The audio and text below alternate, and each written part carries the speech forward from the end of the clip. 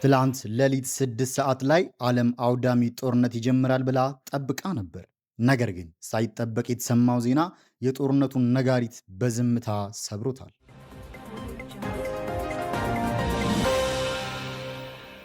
ሰላም ጤና ይስጥልን ውድ የብስራት ሚዲያ ቻናል ቤተሰቦች፣ ዛሬ በዓለም አቀፍ ፖለቲካ ውስጥ ትልቅ መነጋገሪያ የሆነውን ሲኤንኤ ይፋ ያደረገው አስገራሚ ዘገባን ይዘንላችሁ ቀርበናል። ለሳምንታት ሲካረር የነበረው የአሜሪካና የኢራን ውጥረት ትላንት ምሽት ለጥቃት ተቀጥሮ በነበረ ሰዓት ላይ ባልተጠበቀ ሁኔታ ወደ ተኩስ አቁም ስምምነት ተቀይሯል። በዛሬው ቆይታችን ስምምነቱ እንዴት እንደደረሰ፣ የአሜሪካ ማስጠንቀቂያ ለምን እንደቆመ እና ቀጣዮቹ 14 ቀናት ለዓለም ኢኮኖሚና ፖለቲካ ያላቸውን ትርጉም በዝርዝር እንመረምራለን።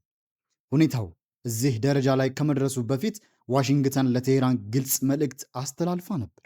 ባለፉት ሳምንታት በሶሪያና በኢራቅ በሚገኙ የአሜሪካ የጦር ሰፈሮች ላይ በተደጋጋሚ ጥቃት ሲሰነዘር ቆይቷል። አሜሪካ እነዚህን ጥቃቶች የኢራን እጅ እንዳለበት በጽኑ ታምናለች። ትላንት ምሽት የነበረው የጊዜ ገደብ ልዩ የሚያደርገው አሜሪካ በቀጥታ በኢራን ምድር ላይ እርምጃ ለመውሰድ ዝግጅቷን ማጠናቀቋ ነበር። ፕሬዝዳንት ትራምፕ ለደህንነት ምክር ቤታቸው ዝግጁ ሁኑ የሚል ትዕዛዝ ሰጥተው እንደነበረ ምንጮችም ይጠቁማሉ። ዓለምም በስጋት ላይ ትላንት ምሽት ስትጠብቅ አደረች። ሲኤንኤን ይፋ እንዳደረገው ይህ የሁለት ሳምንት የተኩስ አቁም ስምምነት የመጣው በድንገት አይደለም። ከጀርባ የኳታርና የኦማን ዲፕሎማቶች ከፍተኛ ስራን ሰርተዋል። ስምምነቱ 3 ዋና ዋና ነጥቦችንም ይዟል። አንደኛው ኢራን በክልሉ ያሉ ታጣቂዎቿን ለ14 ቀናት ምንም አይነት ትንኮሳ እንዳያደርጉ ታዛለች። ሁለተኛው አሜሪካ በዚህ ጊዜ ውስጥ ማንኛውንም አይነት ወታደራዊ ኦፕሬሽን ለሌላ ጊዜ አስተላልፋለች። ሶስተኛው ሁለቱም ወገኖች በስዊዘርላንድ በኩል ቀጥተኛ ያልሆነ የዲፕሎማሲ ንግግር ለመጀመር ተስማምተዋል።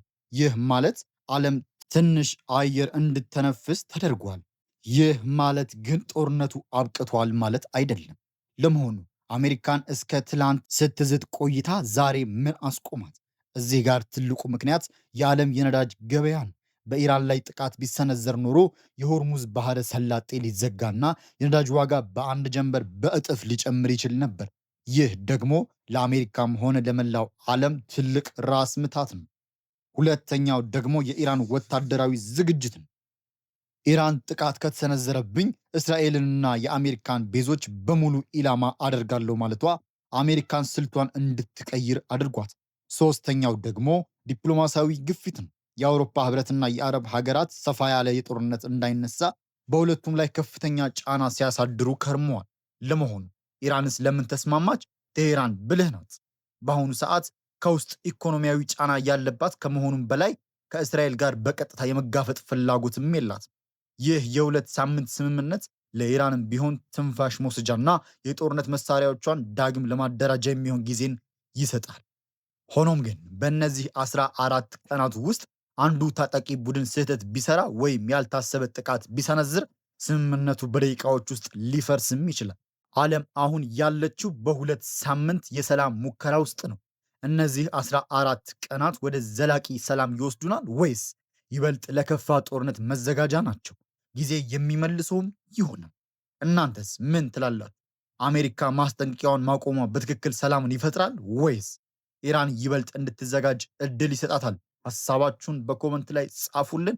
ቪዲዮ መረጃ ሰጪ ሆኖ ካገኛችሁት ላይክ፣ ሼር እና ሰብስክራይብ በማድረግ ለቻናላችን ድጋፋችሁን ግለጹ። በሌላ ቪዲዮ እስክንገናኝ ሰላም ቆዩ። ሰላም ለህዝባችን፣ ሰላም ለዓለም ይሁን።